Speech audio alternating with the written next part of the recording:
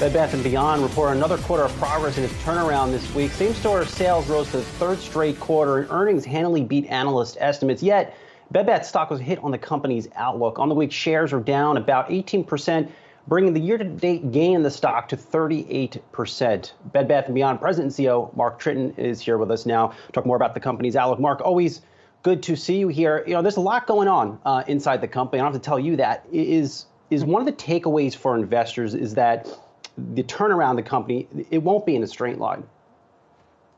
Look, I think it will be in a straight line, but impatience is required. I mean, we just come out of a COVID moment. We've gone from 4 years of sales declines and performance to growth, and we're seeing consistent performance in our business, and we're exactly where we believe we should be and poised for a strong 2021.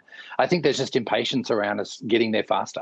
And I think that we look forward to coming out in Q1 and sharing our results and again, providing another consistent quarter of growth and performance against our estimates.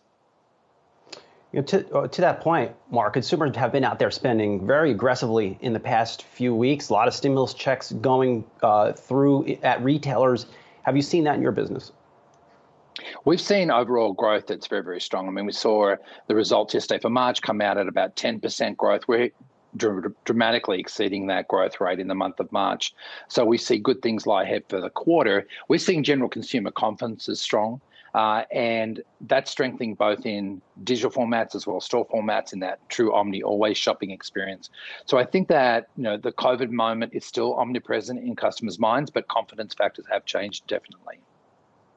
And, you know, Mark, it's Miles here, and I know we've discussed this previously. Certainly the stores, you know, when I go into my local bed and baths, they're a lot cleaner. They're not as cluttered as they were, you know, maybe three or 5 years ago.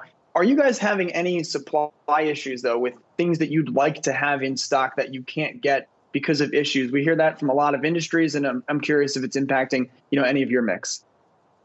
You know, we're actually doing really well on our recovery of out of stocks. They're down to their lowest point in over 18 months.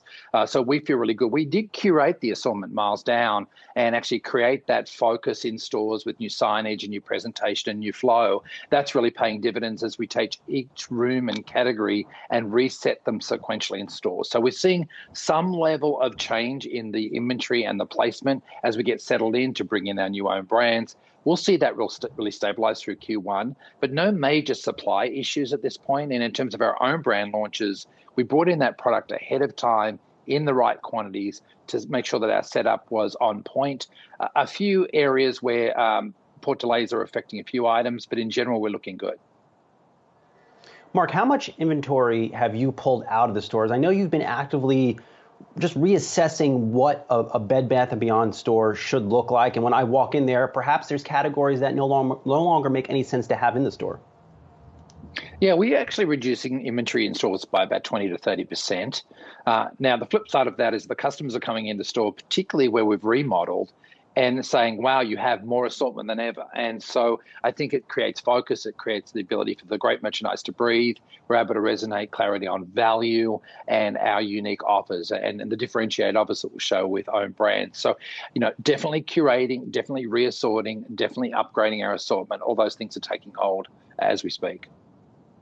And then, you know, along with that assortment, Mark, certainly stay-at-home trades have influenced what people have been purchasing. I mean, when we've talked about your company on the show, I've heard from a lot of folks who are spending a lot more money on coffee in their house. And when I go into a Bed Bath, that's a very robust section of the store these days. How has the mix changed in the store? And do you see things starting to shift as life maybe normalizes and people aren't home, you know, 7 days a week anymore? You know, we're actually seeing a solidification of those trends. And I think these are, you know, I've been using the quote, we've seen a moment that's now become a muscle. I think that customers do enjoy having that cup of coffee at home and the value that it brings. They got the great coffee maker, and we're seeing that continue through. We're seeing customers really stay in love with their home for comfort, for safety, for style. And so we see the discretionary side of the business really continuing with strength as part of people's lives and their modus operandi, whether it's inside the house or now moving to the backyard. So we see a strengthening of that trend. Everything we see in trend reports and NPD shows is that part of the market will remain buoyant. We think we've got new offers and new assortment and new storytelling throughout the year that will only fortify that. Mark, a lot of focus after the earnings calls on how many stores you're looking to prune. So far over your store closing campaign, you've closed about 140. Look to have 200 total closed as part of this campaign by the end of the year. Is this just the first round? No, it's the major round. I think, Brian, we've done an assessment using data and an outside group to really assess not just what we needed to do to take out underperforming stores or where we had duplication in an existing market, but really looking at a 3 to 5 year horizon of growth and demographic growth, population growth, and seeing how we would also digitally fulfill orders for our customers across the nation. So this is a bold move to really restructure those approximately 200 stores based on that long-term criteria. But we'll always remain open to tweaking that where we see performance improve or slow. That's actually part of our criteria. But I think this is the major thrust, and it's not a series of major changes over time. And Mark, finally, I want to ask about the stock, but about the end of January and beginning of February. You guys kind of got caught up in that sort of meme market. The stock went from, somewhere around 20 to in the 50s. Certainly leveled out kind of at a more, stable valuation, let's say.